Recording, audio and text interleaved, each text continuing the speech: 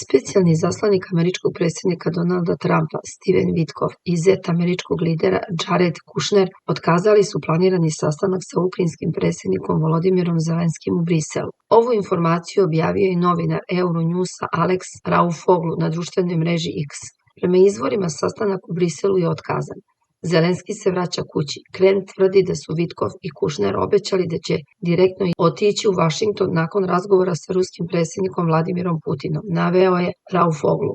Sastanak je prvobitno trebalo da se održi 3. decembra, odmah posle razgovora američkog izaslanstva sa Putinom u Moskvi. Međutim, prema ranijoj izjavi pomoćnika ruskog predsjednika Jurija Ušakova, Witkoff i Kushner nisu planirali odlazak u Kijev, već su najavili da će se direktno vratiti u Sjedinjene Države.